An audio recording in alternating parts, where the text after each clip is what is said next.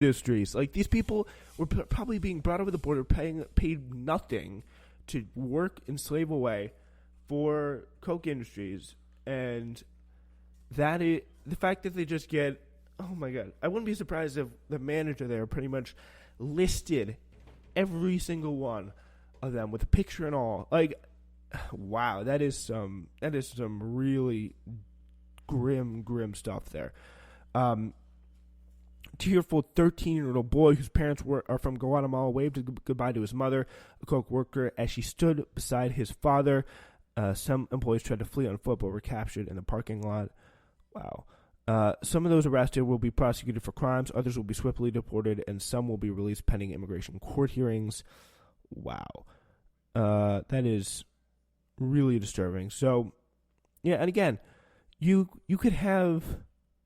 Again, so, I mean, even if you are a citizen, that is no guarantee that you'll be protected from ICE. Like, this is how bad and stupid they are. I mean, you got to wonder, it's cruelty... It's very, very prevalent, but also the incredible amounts of incompetence, the incredible cruelty. It just makes for such a deadly combination there. Just the fact that you just know that they want you, and they want to instill fear into this community, whether it's people who are citizens or people who are not. So, again, like, if you're brown, you live in an immigrant area, just carry your passport. Like, that's where it is right now. Francisco Irwin Galacia was detained. 18-year-old was released from immigration custody Tuesday, according to Politico. After this is end of July, after being wrongly detained for more than 3 weeks. So, again, it's rough. It's very rough. So Kimberly Breyer, Assistant Secretary of State for the Western Hemisphere since October, has resigned, leaving a key vacancy at the top diplomatic office in charge of the Trump administration's effort to build or to control immigration from Mexico and Central America to build stronger partnerships with South America. Breyer squared off against White House policy advisor Stephen Miller once. One senior administration official said she'd been chastised in a particularly unpleasant recent email chain by Miller, who considered her insufficiently committed to publicly defending last month's sudden agreement over asylum between President Trump and the governor of Guatemala. And again, a Michigan man who never lived in Iraq. This is the part about where cruelty being the point of things. Jimmy Alud,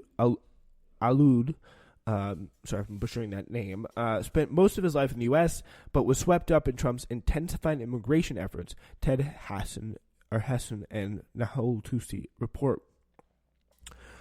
He was then deported to Baghdad.